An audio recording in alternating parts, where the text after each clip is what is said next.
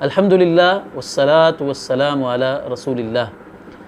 ईमान की शाखों में से एक शाख, ईमान के अज्जा में से एक जुज़ सादगी भी है। रसूलुल्लाह सल्लल्लाहु अलैहि वसल्लम ने इरशाद फरमाया है, इन्नल बज़ाज़ता मिनल ईमान, कि बेशक सादगी ईमान का हिस्सा है। क्या मतलब कि मोमिन जो होता है वो सादा ज़िंदगी गुजारने वाला होता है। सादगी ईमान का हिस्सा है, मतलब ये कि जो शख्स सादगी से महरूम है उसका ईमान नाक़िस और कमज़ोर है। ये सादगी है क्या? क्या सादे कपड़े पहनने का नाम सादगी है कि जिन कपड़ों पर कढ़ाई नहीं हुई हुई ऐसे सादे कपड़े पहनने का नाम सादगी है? ये भी सादगी है, लेकिन जिस सादगी को ईमान का हिस्सा कहा गया है, इस सादगी से मुराद ऐसी तर्ज़ ज़िंदगी, ऐसा लाइफ स्टाइल है कि जिसमें तकल्लुफ़ नहीं है, तसन्नो और बनावट नहीं है, आसान और सादा ज़िंदगी गुजारने का नाम सादगी है, जिसको अल-बज़ाज़ा हदीस में कहा गया है। एक मुसलमान जो होता है वो अपनी ज़िंदगी में तकल्लुफ़ात को जगह नहीं देता। उसका लिबास, उसका खाना पीना, उसकी गुफ्तगू, उसका रहन सहन, उसकी तबीयत, हर चीज़ में सादगी और आसानी झलक रही होती है। कोई भी चीज़ तकल्लुफ़ उसके अंदर नहीं होता है। रसूलुल्लाह सल्लल्लाहु अलैहि वसल्लम की सीरत हमारे लिए बेहतरीन नमूना है इस हवाले से समझने के लिए कि आप अलैहिस्सलाम की ज़िंदगी कैसी सादा ज़िंदगी थी। आप जो मिलता पहन लेते, जो मिलता वो खा लेते और ज़मीन पर भी बैठ जाते। आपने गधे के ऊपर भी सवारी की है। सादगी का ये आलम है।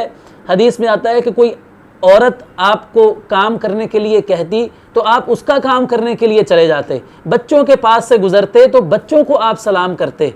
ऐसी सादा ज़िंदगी आप सल्लल्लाहु अलैहि वसल्लम ने गुजारी कि जिसमें तकल्लुफ़ नाम की कोई चीज़ ही नहीं है। और याद रखिए कि इंसान की ज़िंदगी जितनी तकल्लुफ़ात से पाक होगी, जितनी सादा होगी, उतनी ही उसकी ज़िंदगी आसान, उतनी ही खुशगवार होगी।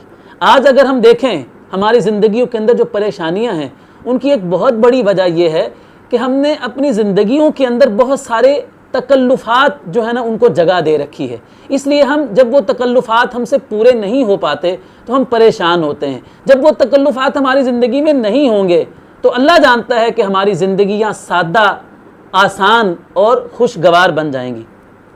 ठीक है, इंसान अच्छा खाए, लेकिन कभी अच्छा खाने को ना मिले तो इंसान सादा भी खा ले। अच्छा पहने, लेकिन कभी दर्जी से सूट नहीं मिला तो इंसान दावत को ही ठुकरा दे।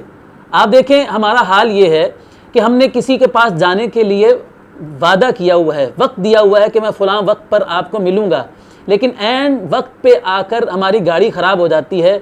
वो दोस्त हमें बुला रहा है कि आपने वादा किया हुआ है आने का, तो हम कहते हैं हमारी गाड़ी ख़राब है। वो कहता है कि आप रिक्शे पर आ जाएं, लेकिन हम कहते हैं कि मैं रिक्शे पर आऊँगा।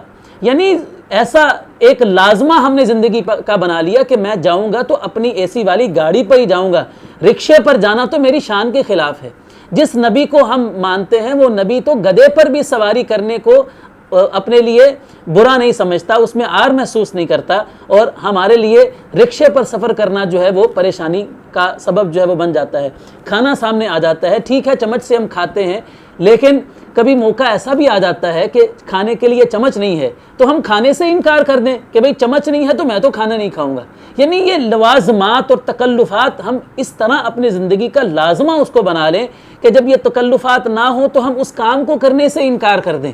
तो ऐसी पेचीदगियाँ जो हमने अपनी ज़िंदगी के अंदर शामिल कर रखी हैं, जितनी पेचीदगियाँ हम अपनी ज़िंदगी में शामिल करते जाएंगे, जितने तकल्लुफ़ात ऐड करते जाएंगे, हमारी ज़िंदगी उतनी ही मुश्किल होती जाएगी। और इस्लाम हमें क्या कहता है? सादा और आसान ज़िंदगी गुजारो तो तुम खुशियों वाली ज़िंदगी गुजार पाओगे।